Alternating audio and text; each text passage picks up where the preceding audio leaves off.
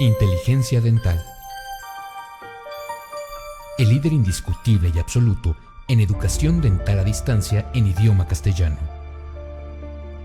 Le da la más cordial bienvenida a esta conferencia grabada. Gracias a nuestros patrocinadores oficiales.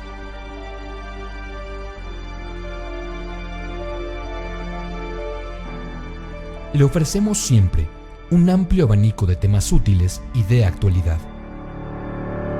entregados con alta calidad, por excelentes conferencistas.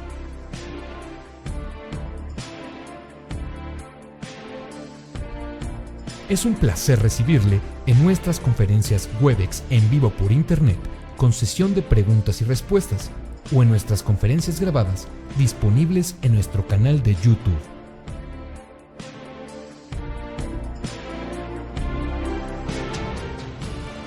Sus sugerencias y comentarios son bienvenidos en promo@inteligenciadental.com. Por último, le invitamos a visitar nuestro website, en donde encontrará toda la información disponible: www.inteligenciadental.com. Que disfrute esta conferencia.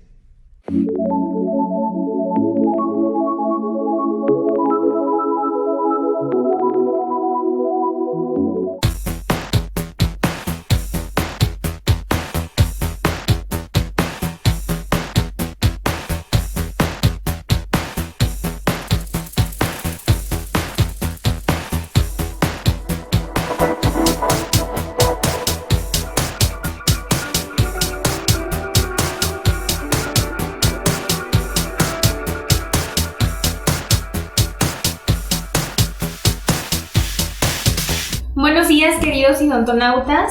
El día de hoy es para mí un gusto presentar al Dr. Jorge Ochoa con su conferencia Tips para determinar la longitud de trabajo. Dr. Jorge, bienvenido. Bienvenidos, queridos odontonautas, a la plataforma de I+D.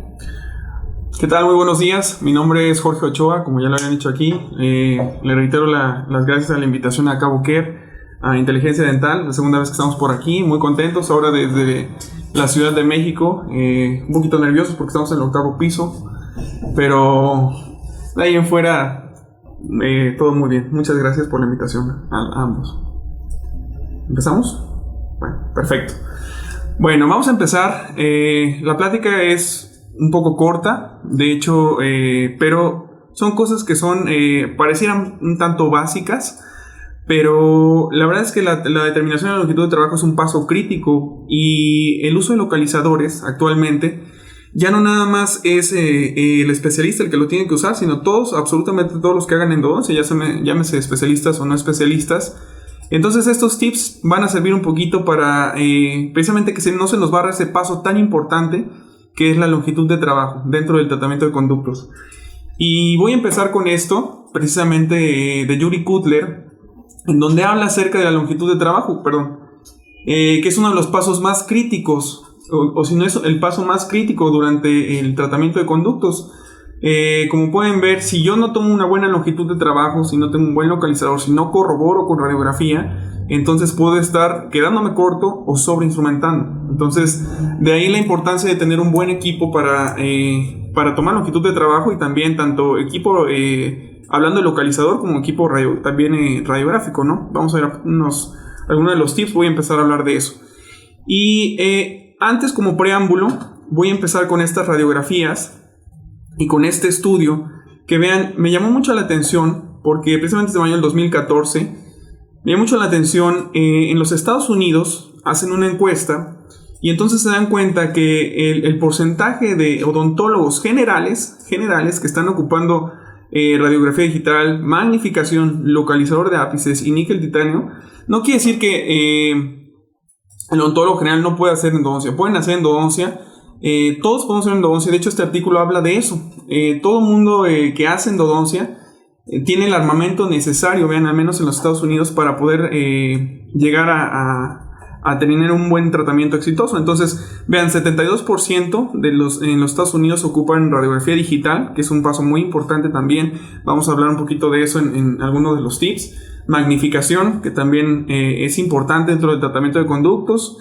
Y el localizador de ápice, vean, son odontólogos generales y la mayoría, más de la mitad de ellos, están ocupando localizadores. Claro, en este artículo hablan un poquito más acerca de, yo di los porcentajes nada más ahorita de las tecnologías que ellos están ocupando actualmente, pero también hablan acerca de qué tratamientos ellos están haciendo, ¿no? Por ejemplo, ellos en el artículo hablan acerca de algunos tratamientos de unirradiculares o birradiculares, o por ejemplo premolares, ¿no? Entonces, por ejemplo, algunos hasta retratamientos de estos órganos dentarios, ¿no? Ya los molares son referidos. Pero bueno, vean cómo inclusive en estos aparentemente que no son nada fáciles, los unirradiculares, muchas veces tenemos ahí anatomías complejas, que ahorita precisamente también voy a hablar de eso. Están haciéndolos y lo están haciendo con muy buena tecnología, ¿no? Entonces, por eso me hizo sumamente interesante antes de comenzar todo esto de la charla. Y voy a empezar con estas radiografías que les decía que pueden ser hasta cierto punto bastante controversiales en redes sociales, ¿no? Porque precisamente todas son hechas por mí, son la misma mano, el mismo localizador, la misma tecnología, el microscopio y demás. Pero voy a empezar con esta, ¿no?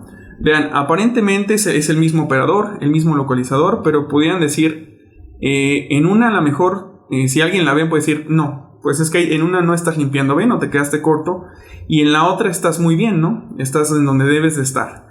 Y eso es algo de lo que vamos a tocar un poquito en esta charla, que precisamente se inculca, podemos hablarlo de manera, pues decir hasta triste desde el pregrado, ¿no? O sea, que si no vemos la lima en la punta, entonces estamos prácticamente mal, ¿no? Esta es otra, ¿no? Vean, por ejemplo, el distal, aparentemente corto, se podría decir que corto, pues, si lo ponemos ahí en redes sociales, decir, no, es que sabes que el distal está corto, pero tenemos otra toma mesioangulada, y entonces vemos que estamos donde debemos de estar, ¿no? Entonces vemos cómo también las radiografías en cierto punto mienten.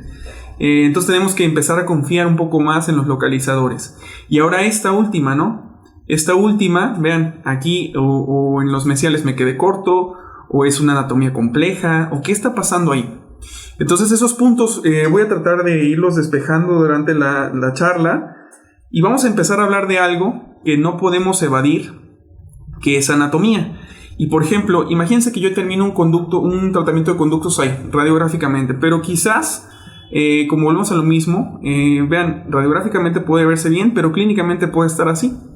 Entonces, vamos a ver cuáles son los tips para poder llegar a una buena longitud de trabajo. Y como les decía, vamos a empezar hablando de algo que no podemos evadir, que es finalmente anatomía. Y todos, absolutamente todos los que hacemos endodoncia, debemos de estar bien involucrados con esto que es la anatomía, y más acá, ¿no? Que es donde debemos llegar, que es precisamente en apical.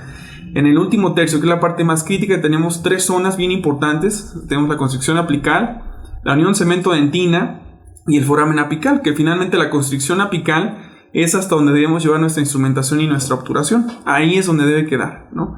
Entonces la mayoría de los localizadores, de hecho los localizadores se centran en marcarnos en dónde está la constricción apical. Entonces debemos conocer muy bien esta anatomía, cómo está formada. Aquí está un poquito mejor explicada con otro tipo de imagen, y vemos perfectamente bien la unión delimitada en la parte roja, la unión cemento-dentina, la constricción, que es la parte más pequeña del canal, como decía, hasta donde debemos llevar la instrumentación y la obturación, nuestro tratamiento de conductos, y el último, que es el foramen apical, o es el diámetro mayor, ¿no?, que vamos a tener. Ahora, aquí en esto hay algo bien complicado, porque como podemos ver varios estudios, Cutler ya lo dijo. Cutler estableció que es un buenazo para esto de cuánto mide desde la constricción, cuál es la medida de la constricción apical al foramen, y él dice que es 0.5 a 1.5 milímetros en sus estudios. Sin embargo, hay otros estudios en donde hablan acerca de algunas patologías y la posición de cemento, por ejemplo, cuando hay bruxismo.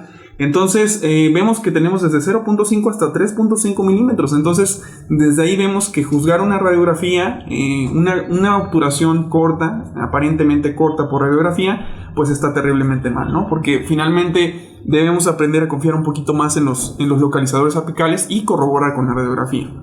Entonces Vean cómo esto va cambiando poco a poco. Hay diferentes medidas. Y esto, lo que les decía, la anatomía apical que es sumamente compleja. Precisamente hemos visto casos en estos microscopía electrónica de barrido en donde estamos viendo que tenemos inclusive hasta 12 salidas, ¿no? 12 salidas, 3 salidas, 4, 5, 6 salidas. Entonces es bien complicado, por ejemplo, en algunos casos también llegan a fracasar por esto, ¿no? Entonces es bien complicada la anatomía apical muchas veces. Y vean, vamos a irnos un poquito a la literatura. Precisamente en este estudio hacen un poco de micro-CT y hacen reconstrucción de estos órganos dentarios, por ejemplo, laterales, algunos premolares, y ven las variaciones anatómicas, cómo esta variación anatómica afecta en la toma de la longitud de trabajo muchas veces. Entonces ahí la recomendación, vamos a ver algunas recomendaciones precisamente cuando estemos dudando en dónde dejar el localizador.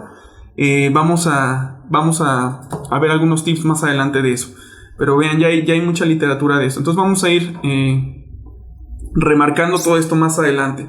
Ahora, ¿cómo funciona el localizador de ápices? Miren, este es algo bien importante. El principio básico, este lo descubrió Suzuki en 1942. El principio básico es, finalmente, todos estamos hechos todos tenemos cargas en el cuerpo. Entonces, lo que hace el localizador de ápices es equilibrar dentro de él, o ver dónde está, equilibrar la carga de la mucosa periodontal con la mucosa oral. Entonces se pone un gancho en la mucosa del paciente, y cuando la lima va llegando a tejidos periodontales o tejidos apicales, entonces tiene que ver que sea la misma que está en mucosa oral, que es muy parecida. Entonces el localizador va marcándonos que vamos llegando a donde tenemos que llegar, que es la constricción apical, ¿no? Ahora, hay diferentes generaciones de localizadores apicales, en donde teníamos problemas con los electrolitos. Entonces el conducto tenía que estar o muy seco o estaba medio húmedo, no podía estar, por ejemplo, en presencia de hipoclorito de sodio y ETA, porque entonces no teníamos lecturas fiables.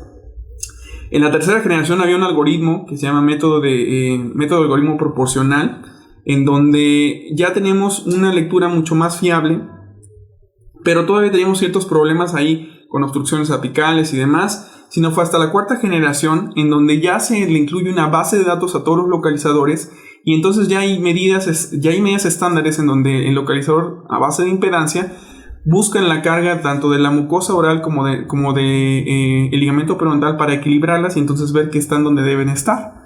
Entonces es mucho más fiable. Inclusive en estos localizadores es mucho mejor que el conducto esté húmedo, esté lleno todo eso de electrolitos, porque entonces hay una mejor conducción. Mucho mejor conducción. Sin embargo, si está seco también marca, ¿no? Pero antes, por ejemplo, en los de tercera generación y en los de primera generación, primera y segunda generación, había algo que nos decían los profesores, ¿no? Era salte un poquito y regresa. Entonces ahí vas a tener una lectura más fiable. Actualmente los de cuarta generación ya no es necesario eso. Sin embargo, hay mucha gente que lo hace y es bueno. Vamos a ver que uno de los tips precisamente en los de cuarta generación es cuando yo estoy dudando, lo mejor es, si puedo salir, me salgo un poco y regreso, y entonces tengo una lectura todavía mucho más fiable. Estoy mucho más seguro de donde estoy dejando mi longitud de trabajo. No, ahora en los de cuarta generación no es necesario, el fabricante dice que no es necesario hacer esto. Sin embargo, cuando hay variaciones anatómicas o precisamente que no estamos logrando tener una buena longitud de trabajo, es bueno hacerlo. En estos de cuarta generación salimos y regresamos. Entonces ya, como les decía, hablando de localizadores apicales, tenemos que corroborar con radiografía. Precisamente no podemos aislar uno de otro, y eso ya está reportado en la literatura, ahorita lo vamos a ver más adelante. Pero precisamente, vean, la radiografía nos da cierta información, pero el problema es que tenemos en la radiografía tenemos objetos bidimensionales, tenemos las dos dimensiones, perdemos esa tercera dimensión.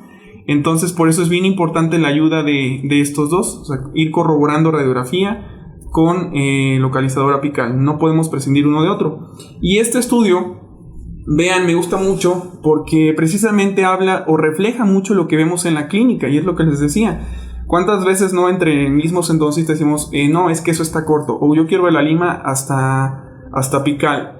Y vean, en este estudio lo que hacen es precisamente tomar longitud de trabajo y llevar la lima precisamente, o el instrumento, hasta apical radiográficamente. Pero vean qué es lo que sucede cuando ya hacen la extracción. Estos dientes que ya son para extracción, vean qué es lo que está sucediendo clínicamente. Entonces ahí nos estamos saliendo, ¿no? Entonces acuérdense de la parte que les decía. tenemos en la radiografía una imagen únicamente 2 planos, entonces no podemos ver esa tercera dimensión. Entonces, por ejemplo, Biona y Mule hablan acerca un poquito de esto. 85% de los primeros molares, la raíz palatina, tienen una inclinación hacia bucal. Entonces, si yo quiero ver la lima exactamente o el instrumento hasta apical, pues prácticamente voy a estar afuera, ¿no? Igual que 71% de las raíces palatinas de los segundos molares, como les decía, tienen la inclinación hacia bucal, ¿no? No es un gran porcentaje, casi la mayoría de ellos. No debemos de ver la lima hasta longitud de trabajo. O sea, si está ahí, está bien, pero es muy poca el porcentaje. Finalmente es donde el localizador nos diga. Y luego vean estos, en casos de resorción, también aparentemente queremos ver la lima hasta apical, pero vean, el instrumento ya está fuera. Entonces, ¿cuál es la recomendación de este artículo? Precisamente es esto: cuando el instrumento se vea corto, quiere decir que está bien, está cerca del foramen apical, pero cuando radiográficamente el instrumento se vea más allá, cuando el instrumento se vea exactamente en la punta de la radiografía, entonces estamos prácticamente sobreinstrumentando y por ende sobreobturando. Entonces la recomendación es que radiográficamente se puede ver un poco corto, ¿no? Si a los amantes de ver la lima en apical, mejor dicho, en la punta de la raíz, en la punta radiográfica, no es tan bueno, ¿no? Entonces esto es lo que estamos perdiendo, lo que les decía. Estas anatomías complejas, salidas laterales, estamos perdiendo la noción de la anatomía. Y entonces esto es lo que puede llegar a pasar, ¿no? Finalmente nosotros somos los que estamos trabajando y sabemos cómo está la endodosia. Entonces cuando nosotros autocriticamos la endodosia, decimos, bueno, pues está bien. Pero finalmente cuando alguien más en redes sociales o algún colega la ve, dice, bueno, pues es que tu endodosia está corta, está terrible, ¿no? Entonces, finalmente lo que debemos aprender a hacer es esto, en confiar en los localizadores apicales. Porque pasa esto, miren, una cosa es la longitud del diente y otra cosa es la longitud de trabajo. Entonces, ya Kutle lo dijo, de 60 a 80% no coincide la longitud del diente con la longitud de trabajo, es diferente. Entonces, vean lo que les decía, salidas laterales, y no vamos a instrumentar hasta el ápice radiográfico, porque si no prácticamente estaríamos sobreinstrumentando. Entonces eso es algo bien importante en el conocimiento de la anatomía, ¿no? Y esto es lo que les decía, ya está prácticamente basado en evidencia que hay que acompañar la radiografía del localizador. Actualmente los localizadores tienen una discrepancia de 0.51 milímetros, que es lo que les decía, los últimos de cuarta generación. Y entonces, si nosotros abandonamos uno de otro, pues vamos a prácticamente estar cayendo en un error, ¿no? Entonces hay que corroborar radiografía con localizador. Y vamos a empezar con esto ya, en sí, de la plática que se trataba. Esto todo anterior fue como un preámbulo en algunos tips para determinar la longitud de trabajo. Precisamente, y van a ser quizás muy, muy sencillos, pero van a ver cómo todo esto va a facilitarles mucho más y van a tener una instrumentación mucho más segura. Ahora, en la radiografía, vean, es importante lo que les decía, una radiografía preoperatoria y una radiografía de longitud de trabajo. Eso es bien importante, y si puedes una radiografía digital, mucho mejor, porque en la radiografía, vean, no debemos obviarla, porque nos va a dar ciertos datos, como por ejemplo la curvatura de la raíz, el grosor de la raíz, que eso mismo, si yo estoy viendo por ejemplo un instrumento, una lima, en un conducto mesial que está muy inclinada, una raíz muy gruesa, entonces por ende puedo pensar que ya hay un MB2 ahí, porque es una raíz muy gruesa, entonces puedo pensar que hay más conductos en esa misma raíz. Entonces no debemos de obviar la información que nos da la radiografía, es muy valiosa, y como les decía, vean, si es una radiografía digital, precisamente nosotros vamos a exponer al paciente a mucho menos radiación, que eso es muy bueno. Va a ser mucho menos la radiación, y algunas personas preguntan, bueno, ¿cuánto? Una reducción de la radiación más o menos reporta la literatura de un 75 a un 80%, y esto cumple con la regla de Alara. La regla de Alara actualmente se está modificando. Vean, Alara precisamente era la radiación más baja posible, ¿no? Y ahora ya no es así, ahora es alada. es la radiación más baja, pero mientras sea aceptable para hacer un diagnóstico. Entonces, si nosotros tenemos una radiografía con poca radiación para cumplir la regla de Lara, pero no nos sirve para diagnóstico, pues vamos a terminar radiando más al paciente por tomar 2 o 3 más. Entonces necesitamos la radiación que sea suficiente para hacer un buen diagnóstico, ¿no? Entonces vean cómo es bien importante todo esto que me tomó para hacer, para explicar por qué una radiografía preoperatoria y una radiografía para corroborar longitud de trabajo. De ahí, este es otro tip. Vean, una adecuada cavidad de acceso. Pareciera que esto es muy básico, pareciera que esto de pronto es muy básico, pero a veces sí se barre, ¿no? Por ejemplo, vean, los requisitos primordiales para hacer un acceso. Primero esto que ya lo sabemos, ángulos retentivos, suma de conveniencia, pero esta última parte que yo voy a hacer mucha énfasis en la remoción total de restauraciones. Porque por muchas veces, inclusive, ¿no? O sea, alguien dice, quiero ser muy conservador y no quito la restauración. Eso no es ser conservador. El ser conservador precisamente es cuando se puede ser conservador, se hace. Pero cuando hay una restauración, la restauración se tiene que ir. Porque si no, precisamente el metal, como en este caso, vean, el metal puede interferirme ahí con la longitud de trabajo. Qué bueno que no pase, ¿no? Pero si el metal finalmente está presente y la lima está tocando con la restauración, por ejemplo una corona, también va a interferir con la longitud de trabajo. Entonces vamos a tener una medición errónea. Entonces es bien importante este otro criterio en la cavidad de acceso, ¿no? El segundo, quitar todas las restauraciones, en la parte de la cavidad de acceso, quitar todas las restauraciones y obviamente que quede libre de caries. El tercero, una regla milimétrica bien calibrada. Esto también es bien importante. De pronto tenemos reglas milimétricas de diferentes marcas y a veces la estandarización no es muy buena. Entonces la idea es que tengan, o ya sea que de una misma marca, o tengan una regla milimétrica que ustedes sepan que es confiable, precisamente porque si el paciente tenemos 2 sesiones o 2 o 3 sesiones y no ocupamos la misma regla, por ahí podemos estar cayendo en un error, una iatrogenia. Este es otro, el cuarto punto, bien importante, aislamiento absoluto. Acuérdense que estos localizadores son altamente sensibles.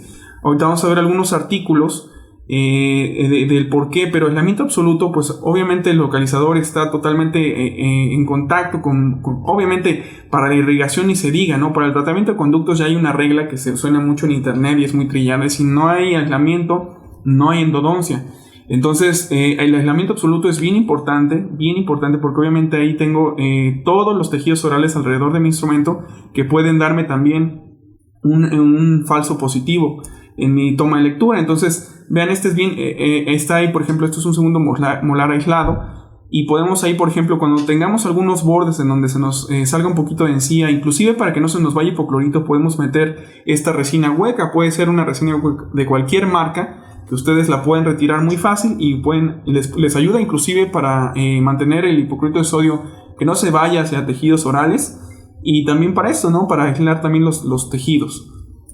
Ahora, ya tenemos el aislamiento absoluto. Aquí está un ejemplo, está bien aislado. Ahí tenemos la grapa, tenemos precisamente la resina hueca alrededor, y vean cómo el localizador está marcando sumamente bien, ¿no? Muy estable. Entonces ahí no tengo problemas en la toma de longitud de trabajo. Entonces el quinto punto, para mí todos los puntos son bien importantes, como ven, como son bien sencillos. Pero el quinto punto para mí también es muy crítico, porque es donde tenemos que tener una referencia reproducible, que eso es algo en donde soy muy enfático, una referencia reproducible que sea apuntada a una historia clínica del paciente. Miren, yo les voy a compartir, esta es mi historia clínica, ahorita la vamos a poner. Y hablando un poquito de la referencia reproducible, lo pueden hacer precisamente en dientes posteriores, en molares. Pueden ocupar una fresa precisamente de estas, que es como de rueda, y entonces aplanan las cúspides, porque muchas veces nos estamos tomando, la cúspide mesiovestibular o mesiolingual, pero finalmente la cúspide tiene diferente. Si estamos hablando de una cúspide, podemos apoyarnos sobre la mera cúspide o un ladito, y entonces ya estamos ahí cayendo en un error. Entonces perdemos longitud de trabajo entre una cita y otra. Entonces lo mejor aquí, vean, el hecho de que yo pueda bajar de oclusión el diente y pueda aplanar las cúspides con una fresa, me va a dar varias ventajas. La primera es que voy a empezar desde ahí a controlar un poco de dolor. Definitivamente los dientes posteriores, ya está reportado en la literatura, van a necesitar protección cúspide. Entonces le vuelo las cúspides al paciente, va a regresar mucho mejor sin inflamación, y aparte de eso voy a tener una buena referencia y totalmente reproducible, que es esto lo que les decía. Finalmente, si yo entonces empiezo a aplanar las cúspides, tengo un mejor punto de referencia, ¿no?, para tomar mi longitud de trabajo. Y esta es la historia clínica que les decía. Miren, la manera en cómo yo trabajo es en este apartado. Vamos a hacer un ejemplo tentativo, ¿no? Por ejemplo, un conducto que es un mesiovestibular de un órgano dentario 16, la longitud tentativa, primeramente la tomo con puro localizador de ápices, ¿sí? Una vez que ya tengo yo la longitud tentativa, entonces me voy a corroborar radiográficamente, y entonces ahí es donde va a variar un poquito. Puede variar 0.5, puede variar 1, y entonces yo lo corroboro. La corroboración, la longitud definitiva me la va a dar el localizador más la radiografía. Y entonces ahí es lo que les decía, tengo que tener un punto de referencia que yo pueda reproducir en mi segunda cita. Esto también es importante, el uso de una lima, poner por ejemplo la lima inicial, la lima final, para que sepa yo, por ejemplo, si terminé la instrumentación durante la primera cita, cómo voy a obturar, y el número de grapa. En algunos casos que son muy difíciles de aislar, esto de tener el número de grapa es sumamente bueno, porque entonces yo recuerdo perfectamente, y lo que me tomó hacer en la primera cita 5 minutos, en la segunda cita, que ya sé qué grapa es la que voy a usar, me toma un par de segundos nada más. Entonces eso es algo que es bien importante. Y vean esto, ¿no? Entonces ya tengo ahí, por ejemplo, ahí a plano. De todos modos, esto se va a una reconstrucción, y mi punto de referencia con el instrumento es muy fiel a la cita pasada. Entonces yo nada más ahí corroboro la instrumentación de la cita, de la primera cita. Ahora, lo que les decía, localizadores apicales, en este estudio, vean, lo que hacen es precisamente con las variaciones anatómicas, ellos ven y comparan los localizadores. Dicen, bueno, los localizadores son muy buenos actualmente, como les decía, los de cuarta generación, pero si el conducto está patente. Entonces yo lo que siempre les digo a mis alumnos o a las personas con las que platico es, al menos en mi consulta, el 70% es retratamiento. Entonces yo no tengo conductos patentes en un 70%. Ahí se me complica un poco. Entonces vean este otro artículo de retratamiento, en donde habla acerca precisamente de esto, de los conductos obstruidos, ¿no? Entonces, si tenemos un conducto corto que ya está obstruido, vean en esta tabla, ven todos los pacientes que metieron en este estudio. Hay retratamientos, dientes vitales, no vitales, obliteración del conducto, cuando hay restauraciones metálicas, qué tanto influye. Está muy bueno. Si lo pueden leer completo, se lo recomiendo mucho. Pero vean una de las conclusiones a las que ellos llegan. Si nosotros quitamos la obliteración del conducto, el porcentaje se me va hacia arriba, en un 80-97%. Es decir, si nosotros excluimos la obliteración de este conducto, los localizadores funcionan muy bien. Pero no debería ser así, ¿no? Porque finalmente lo que yo quiero es tener una lectura lo más fiel posible cuando yo estoy teniendo un retratamiento, que ya de por sí el caso es complicado. Y vean este otro estudio, en donde precisamente tratan de extrapolar esto en un estudio in vitro, y dicen, bueno, vamos a hacer esto. En este estudio vamos a tener conductos patentes, y vamos a obstruir conductos a 2 milímetros. Y entonces ven que de los localizadores más sensibles, o el que mejor marca en este estudio, es el Apex ID. Precisamente el que no sufre interferencias en la presencia de obstrucción foraminal. Finalmente, lo que les decía, mientras en los otros grupos, cuando son patentes o llegan a longitud apical, pues entonces no hay ningún problema, ¿no? No hay ningún problema entre los localizadores. Pero finalmente el que más me marca fiel cuando está obstruido otra vez es que es el Apex ID. Y les voy a hablar un poquito de él, del Apex ID. Vean, este localizador precisamente es el que tengo ahí en el consultorio. Y aquí está un poquito de lo que hemos estado platicando, de dejar la instrumentación. A mí me gusta mucho dejarlo a 0.5, basado obviamente en los estudios de Cutler, en toda la literatura. Y precisamente la recomendación de este artículo del que están viendo ahí en la pantalla, es precisamente llegar a 0 y regresarse a 0.5 y dejarlo ahí. Y de hecho este localizador ustedes lo pueden calibrar ahí. Vean, ahí lo estoy calibrando yo presionando esos dos botones. Lo pueden empezar a calibrar a 0.5 para que desde que ustedes lleguen a 0.5 les esté avisando que ya están a donde quieren estar, o lo pueden dejar calibrado 0. Esa es una opción para el usuario, ¿no? Que les da este localizador, que a mí se me hace de los más estables que hay en el mercado. Entonces vean esto. Y la otra parte importante es para los que ya estén o los que ya sean usuarios y digan, a veces me han dicho, oye Jorge, es que a veces siento como que no me marca. Son dos cosas, pueden ser, chequen la pila y hagan esto. Si ustedes están trasladándose constantemente de consultorio en consultorio, finalmente hay una memoria parecida como una USB que trae el localizador. Métanlo nada más, con el simple hecho que ustedes lo metan al localizador, se los va a volver a calibrar a 0.5. Entonces es como un reset. Hagan en cuenta que es como si estuvieran reseteando el localizador para que vuelva a marcar de una manera fiel. Si sienten que no está marcando muy bien, lo que tienen que hacer básicamente nada más es eso. Y vean cómo es que funciona en boca. Este es un video que grabamos precisamente simultáneamente. Uno es la cámara del microscopio y la otra me están haciendo ahí el favor de grabar el localizador. Entonces vean, cuando yo meto la pinza en el instrumento, vean la cavidad de acceso a hipoclorito de sodio dentro y vean lo estable que es. Ahí por ejemplo me estoy saliendo un poco y estoy regresando. Y entonces, como les decía, lo dejamos en 0.5, ahí estoy afuera, lo dejo un poco para que vean lo estable que es, como no oscila. Regreso, como les decía, hipoclorito de sodio dentro y vean cómo no oscila. Entonces, como les decía, el conducto puede estar lleno de hipoclorito de sodio, de sangre o de EDTA. Ahora, vamos a ver algunos casos también, cómo manejar, en algunos casos, cómo el localizador nos puede ayudar también como un elemento diagnóstico, que eso es algo bien importante en el caso de perforaciones, por ejemplo, ¿no? Cuando estemos dudando nosotros que un poste está perforando, es un muy buen método diagnóstico para determinar. Entonces acuérdense otra vez de lo que ya habíamos estado hablando. Finalmente la longitud de trabajo, la radiografía, en la radiografía tenemos una imagen bidimensional. Entonces en esta imagen bidimensional podemos perder esta tercera dimensión y el poste, por ejemplo, puede estar perforando hacia tanto vestibular como lingual. Entonces nosotros automáticamente con el clip tocamos el poste y el localizador nos va a marcar pasado. Entonces ahí es como un método diagnóstico. Eso quiere decir que el poste sí está perforando. Entonces ya ni siquiera antes de removerlo, porque muchas veces remueves esos postes y el paciente cree que tú perforas. Entonces desde antes estás diagnosticando, ¿no? Ahora también puedes mandar a hacer un CBCT para corroborar, ¿no? Es un buen método diagnóstico también. Ahora, hablando de perforaciones, ¿cómo manejo las perforaciones con el localizador? Hablando un poquito de perforaciones en pronóstico, tenemos, por ejemplo, el tiempo, la extensión y el lugar de la perforación. Recuerden que no me voy a meter mucho en esto, pero las perforaciones que son hechas en tercio cervical son las de peor pronóstico.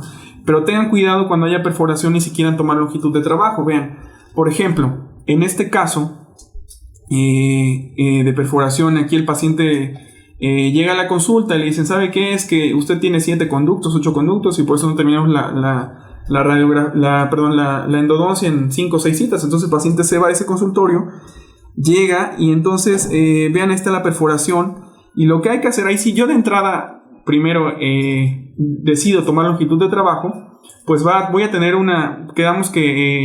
a tener precisamente va a marcar erróneo el localizador. Ahí no vamos a tener una longitud fiable.